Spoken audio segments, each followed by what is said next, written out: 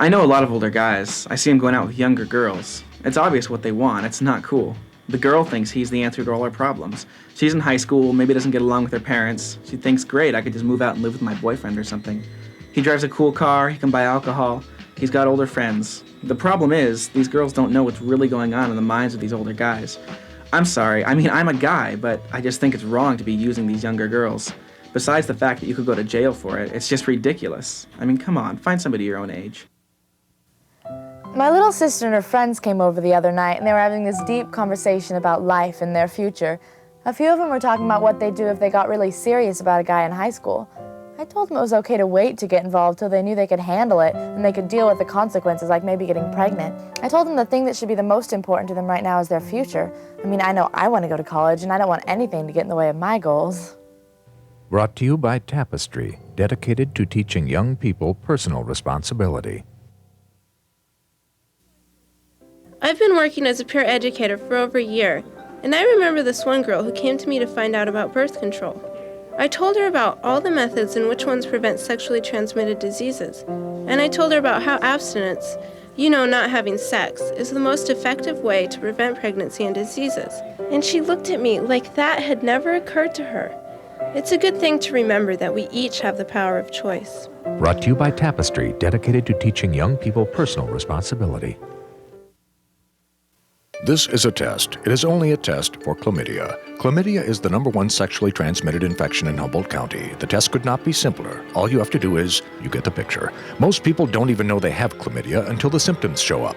Infertility, serious pelvic inflammatory disease, even blindness. And if you test positive, settle down, the treatment couldn't be simpler. It's a single dose of medicine taken orally. So don't take chances. Take the test. Call Six Rivers Planned Parenthood at 442-5709 or visit your local clinic.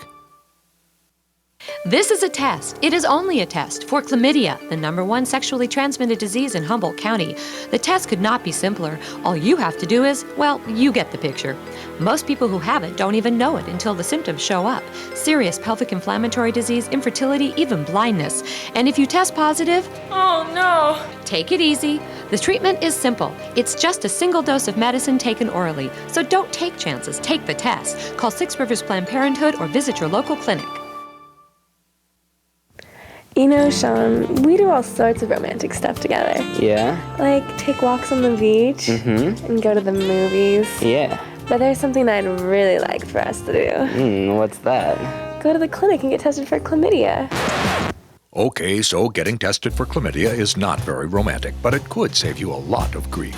And all you have to do is pee in a cup. The antidote is simple too, a single dose of medicine taken orally. So don't take chances. Make a date to take the test. Today I'm talking to all the teenage men in the audience. Guys, as men, we have two heads. Big head, little head.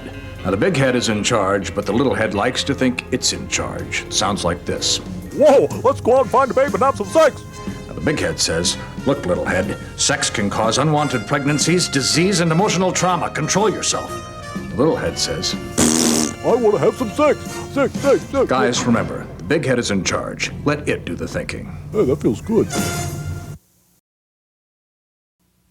Today I'm talking to the teenage women in the audience. Gals, as women, we are ruled by our heads and our hearts. Now our hearts go out to our boyfriends when their little heads say things like this. Come on, baby, I need you. Or this. It'll make us so much closer. Or my favorite. I'll love you even more. Listen, gals, as much as our hearts want to make our boyfriends happy, we really have to let our heads be in charge. Because getting a disease or getting pregnant will not make anyone happy. But everybody's doing it. I'm not everybody. Today I'm talking to all the teenaged women in the audience. Gals, as women, we are ruled by our heads and our hearts. Now our hearts go out to our boyfriends when their little heads say things like this. Come on, baby, I need you. Or this. It'll make us so much closer. Or my personal favorite. I'll love you even more. Listen, gals, as much as our hearts want to make our boyfriends happy, we really have to let our heads be in charge. Because getting a disease or getting pregnant will not make anyone happy. But everybody's doing it. Well, I'm not everybody.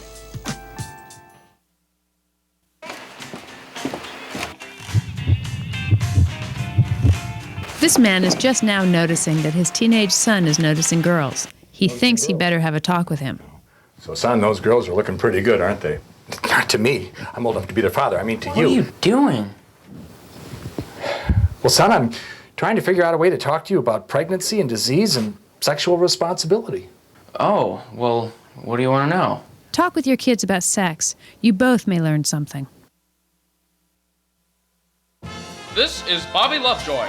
Bobby has just talked to an older person he trusts about the hazards of sex. The nasty, itchy, oozing, infectious diseases one can contract from not taking precautions. This is Joey Killow. He's never had a wholesome talk about sex, only made immature jokes about it with his misguided friends. Years later, Bobby raises a happy, healthy family, while Joey pushes up daisies along with countless others he infected. Talk to someone you trust about sex. It can save your life.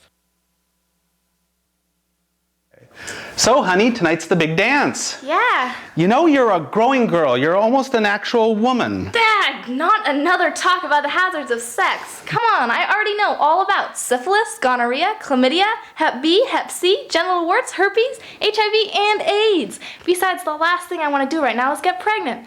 We're just gonna dance, okay? Okay. I'm glad we had this talk. Me too, Dad. Talk with your kids about sex. You both may learn something. Now it's time for Teen Talk, the show where teens talk with teens. Now here's your host, Spike Johnson. Welcome to Teen Talk. Our guest today is a teen parent who prefers to remain anonymous. So, you're a teen dad? Yeah. Tell us about it. What happened? I don't know. It just happened. It wasn't my fault. Really? Your girlfriend just got pregnant? All by herself? Well, no, but she should have taken precautions. Have you heard the expression, it's up to me? No. I thought not. Well, we're out of time. For more information, call Tapestry at 445-7179. So how often do you have to feed the little tyke? Nah, it eats all the time. She was a freshman. I was a junior. I was never into sports. She liked, I don't know, going to the mall with her friends, I guess. She lives with her mom. I don't like school. We'd hang around her house. I used to feel pretty good around her. She said she was pregnant. She wants to keep it. At first I was mad. It's okay, I guess. I hate school anyway. Her mom kicked her out. We don't know where we're going to live yet. She wants to take a computer class. It's okay. I can work. I'm good with my hands. My parents don't care. I don't know. She's depending on me. Yeah, it's up to me.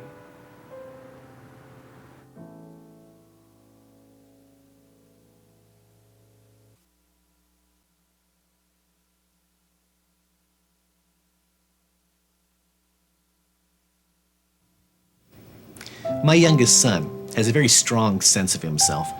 When he was just about 3 years old, he'd be doing something that he knew he shouldn't be doing, and he'd calmly look over at me. "My daddy," he would say, "don't watch me do this." When I look at my kids, I feel so amazed and grateful that I can hardly stand it. In the years since they've been born, I've never laughed harder in my life. If you have kids, be their dad. It's worth more than you'll ever know. If your dad took good care of you when you were growing up, don't you think you owe it to your kid to do the same? If your dad didn't take good care of you when you were growing up, don't you think you owe it to yourself to do a better job than he did? There's a trust involved with fatherhood, and it's the richest life you could possibly know. Tapestry, building a better community, one family at a time.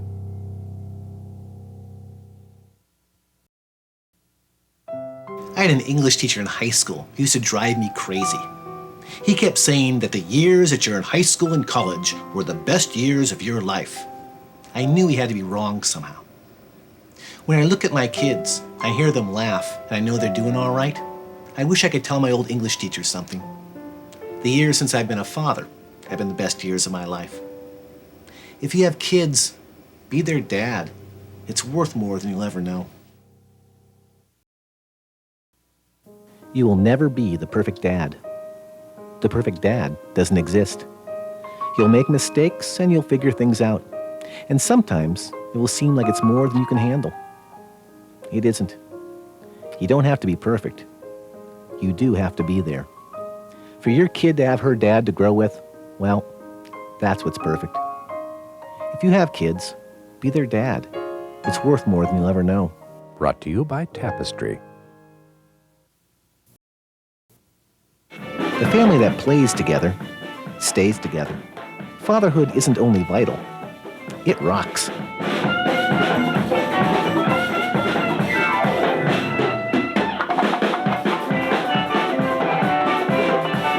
It's been said that one of the most radical things you can do in the world is to raise your children well. If you have kids, be their dad. It's worth more than you'll ever know.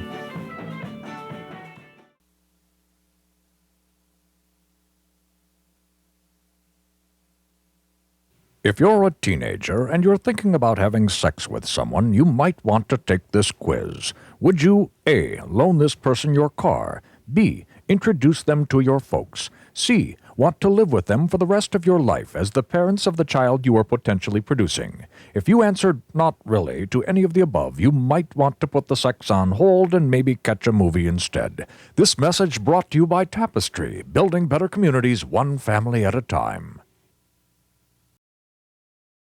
Sex quiz number 2. You just found out that your innocent teenage child is having sex. You express your concerns about pregnancy, disease, and possible emotional trauma. Your teenager replies, I don't care. Should you A, tell them they darn well better care? B, send them to their room until they do care? C, threaten to disconnect MTV? D, tell them you care and you'd like to hear more about their feelings? The correct answers are C and D. For more information, call Tapestry, helping to build better communities one family at a time.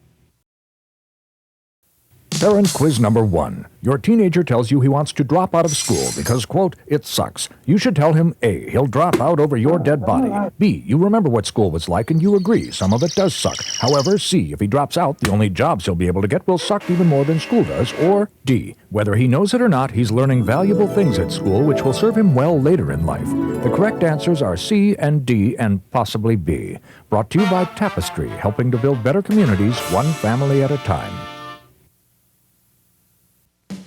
Sex quiz number 4. You are a regular babe magnet, but now a young woman you've had unprotected sex with tells you she's pregnant and you are the father. 1. You can be legally forced to have a paternity test, true or false. 2. If the test proves you are the father, you'll have to pay child support until your child is 18, even if you are now a minor, true or false. 3. Unprotected sex can be very expensive, true or false. The answers are true, true, and very true. Brought to you by Tapestry, weaving together a stronger community.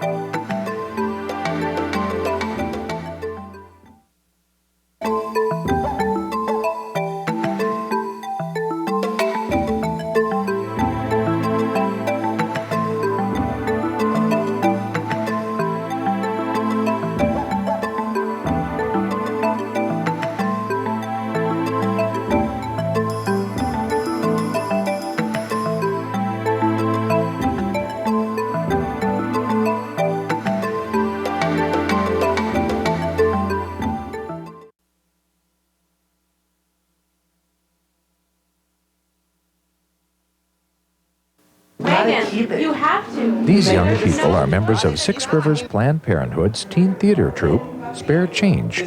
They're rehearsing a series of theater pieces mixing serious emotional moments with comic relief to present a balanced message of sexual responsibility. Their free community premiere performance for the whole family will be presented on Thursday, April 30th from 7 to 9:30 p.m. at the Teen Center, Harrison J. Eureka. Brought to you by Tapestry, building a better community one family at a time.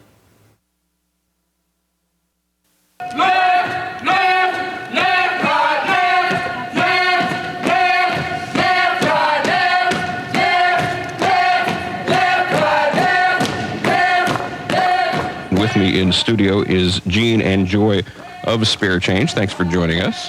Hi. What is Spare Change? What is the Spare Change troupe? Spare Change is a theater troupe that started 2 years ago through Planned Parenthood. It kind of grew out of another project which is called the Teen Outreach Project, which is a group of about 20 high schoolers who get a whole lot of education on issues from abstinence, HIV prevention, teen pregnancy, dating violence prevention, and then they go out and then teach other high schoolers, other junior high students in a classroom type setting. And this was a great program, it was going really well, and then we wanted to kind of get a different angle on some of these issues. So Jean was hired, and then we started developing this idea of teaching and educating people through theater. Okay. And here we now, are. I've had a question from several people that said, I know the troupe is Spare Change. What is the name of the play? So, Jean, you can field that. Well, I guess it's really a series of them, isn't it? A series yeah, of basically, it isn't necessarily a play. It's a series of about 10 vignettes. And each is a short one, dealing with every issue that we've already mentioned, like from dating violence to teen pregnancy to abstinence and so forth.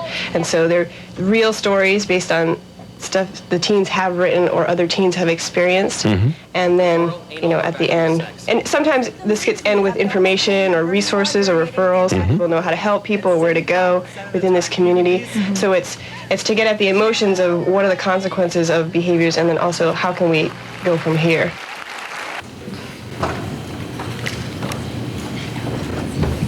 Hello, son. Hey, Dad. Hey, I just thought we should have a little talk before you went out tonight. Man to man. Okay, Dad. Well, son, seeing as how this is your first high school dance and your date's a very nice young lady, if you know what I mean, I just thought I should emphasize to you that... Yes, Dad? Well, son, you're growing up so quickly now. You're practically a man, and I thought that... Well, son, there's just a lot of things us men have to think about. Oh, God, Dad, this isn't another birds and the bees lecture, is it? No. Yes. Well, son, as men, we have to take responsibility, and son, I'm just trying to say that... Oh, come on, Dad, it's just a dance, and we're way too young to have sex. And I don't want to get her pregnant, and there's all those STDs, like Hep B, Hep C, gonorrhea, syphilis, human papillomavirus, bacterial vaginosis, trichomoniasis, and HIV. I mean, God, we're just dancing. Well, son, I'm glad we had this talk. The whole time I kept thinking, I wish my 17-year-old son was here, that he needs to hear this. These guys are talking to kids. And I shouldn't call them kids, they're talking to young people better than any other kind of education could ever do. I don't know how to tell you this. Robin, I took that test and it came back positive. Well, what are you saying? I'm saying that I'm pregnant. We're pregnant. Are you sure? You know those things can be wrong sometimes. I know. I took it twice. I know this whole thing's way too crazy. I couldn't even imagine being a dad at 17. You're gonna have to deal with a screaming kid, diapers, bills, a job. You're gonna need to get 2 jobs in marriage. Where are you gonna live? Whoa, I don't think I'm ready to be a father yet. Well, you knew the risks involved. Your child shouldn't have to suffer for your thoughts. I can't handle with you right now. I have to talk to Megan. We gotta work things out. Hey, I know you did the right thing.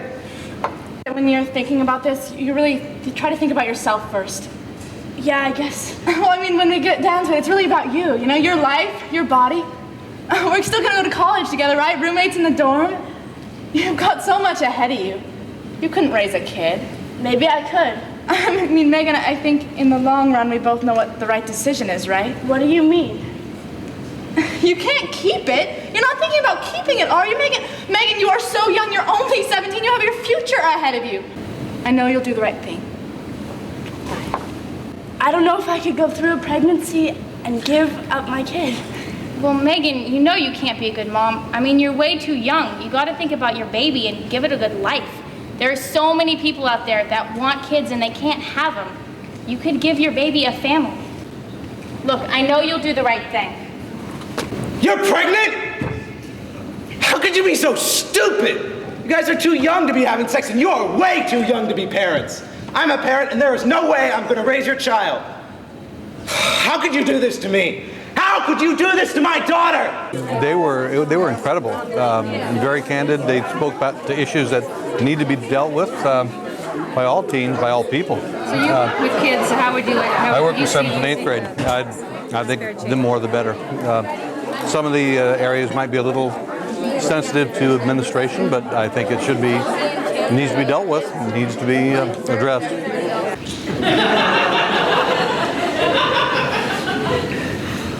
Oh, hey, Mark. I'm just here to get birth control pills. Yeah, me too. I mean, I'm just here to get some condoms. Yeah. Oh, smooth, Mark, real smooth. Yeah, I'm here to get birth control pills. But what was I supposed to say? That I'm an idiot and I may have gotten AIDS? I remember back to freshman year when they did that thing about STDs in health class. It was so disgusting. Warts. You can get genital warts. And I remember swearing to myself that I was always going to wear a condom. Always. And what do? Idiot here goes to Costa Rica for the summer and doesn't even think about protection. And then I came home and all of a sudden I started to worry. Mark, please. I can't believe I was so dumb. It was great. It was, I don't know, a lot of the shows brought tears to my eyes because of personal things and things with my friends. You know, they were really real. They were really real. He was tall and blonde and had these gorgeous hazel eyes. He was what seemed at the time perfect. And for the first 6 months or so, he was. And then slowly, he started to get jealous. And he would push me or grab me a little harder than normal. But I didn't really think anything of it. I mean, maybe my skirt was too short. Maybe I did wear too much makeup. Maybe I really did look like a slut. Maybe I shouldn't have gone out with my friends. Maybe I really was stupid. He used any excuse to pick a fight with me. And I realize now to isolate me from everyone, my family and my friends. I was constantly being put down. But I loved him. I figured, why would he lie to me? He loves me. He's only trying to help. I thought it was a really very valuable educational tool for the kids, and the way they delivered it was so on target with the information, but not complicated, and really got to the emotions. I mean, she's judged by 36, 24, 36. And in inches and ages and numbers, and by all these outside things that don't ever add up to who she really is. So I say, if a young woman is to be measured, why not let it be by something that she can control? Like who she is, and who she is trying to become. It was really interesting, and they had a really good point, and they appealed to people my age. I mean, I look in the mirror and I see the same me, but it doesn't match the inside. I feel dirty, scared, humiliated. I feel like I've been tarnished for life because he took away my joy, my control, my choice. I don't think I've ever been this angry in my whole life. Or so sad. And sometimes I wonder how much longer I can live with all this pain. Pain that goes deeper with each accusing question. But why were you with him? What were you wearing? Were you drunk? Why didn't you just fight him and get away? I feel violated again and again each time they ask. Like somehow it was my fault that he raped me. Why are we blaming her? Many people don't want to believe that violence happens here in Humboldt County. By not believing her, it gives us a false sense of security, and by blaming her, two things happen. One, we hurt someone who has already been badly hurt, and two, we remain ignorant to the violence in our community, which leaves us, our friends, and our families vulnerable to rape. I do know why you were with him. You liked him. You thought that he was cute. I did too. It could have been me. It doesn't matter what you were wearing. We dress up to feel good, not to get hurt. Drinking does make things confusing. It makes us all more vulnerable, but it never gives anybody the right to use violence. There's no way to know what any of us would have done in a violent situation. The fact that you're here shows you're strong, and you did the right thing. I thought it was really powerful and told you a lot of stuff that you wouldn't normally hear on the street. Sure, you hear a lot of stuff from your friends, but it's not always what's really happening. Kids and teens need to be learning about a lot of the things that Spare Change had to say about the abstinence, about sexually transmitted diseases, about, you know, how to speak with their parents, and just all of it. I was with my girlfriend last night, and she suddenly asked me if I wanted to have sex with her, just like that. And at first I didn't know what to say. I mean, of course I thought about it and I was flattered that she wanted to, but... So I thought about it for a minute, and then I said no. And she was really understanding. She said it was totally okay, it was a valid decision, but she wanted to know why. I think she thought there was something wrong, you know, that I just didn't want to have sex with her, which isn't it at all. I really love her, I think our relationship is really close, and if I was gonna have sex with anybody, it would definitely be her. But there's just something that said, wait, I don't want to do this. And I couldn't explain why right then. So later that night, I was laying in bed thinking about it. I couldn't get it out of my head. Why had I said no? I love her and she loves me. And it's not because my parents wouldn't approve. I mean, I'm their only son, you know. And it's not because of STDs or pregnancy, because I know he would be responsible. And it's not because I don't think I'm mature enough to handle it, because I know I am. There's just something telling me now is not the right time. You know, I look in the mirror and I see this adult, and all around me there's this adult world I'm supposed to be a part of, but inside, I'm still not sure. I'm not sure who I am or where I'm going or who I want to be when I get there. And when you have sex, you make a choice to be vulnerable in so many ways. You have to know and trust that other person completely. And how can I know her or let her know me when I don't even completely know myself? And yeah, my friends are going to look at me tomorrow like I've committed some cardinal sin of malehood. I mean, what guy turns down sex, right? But the truth is, most of them aren't doing it either. And when it comes right down to it, everyone has to make their own choice. And right now, I know I'm happy with mine. I thought it was wonderful. I'm a 4th, 5th, and 6th grade teacher out in Honeydew, and I just thought it was great seeing these kids doing this. I'm thrilled that they're going to be doing it at high schools and junior highs. It's a message that needs to get out there. You've made me who I am. But I'm not my sister. My cousin. My brother. My friends. I've grown up in your hearts, in your homes. But I'm not you.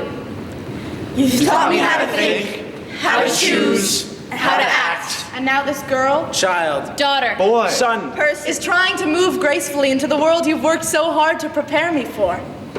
I'm ready to choose, to decide for myself.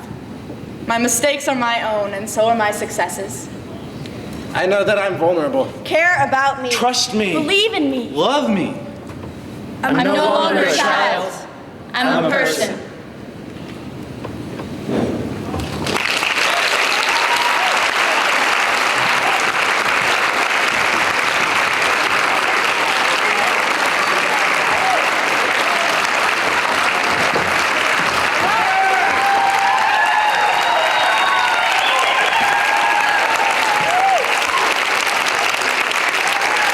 I think both parents and their children should see this spare change. They're wonderful, and they really open up and ask the big questions so that people can, actually they're role modeling what it's like to talk about these very important issues that affect our young people.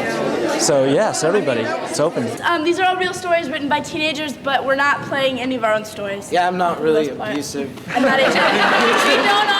We don't all have chlamydia.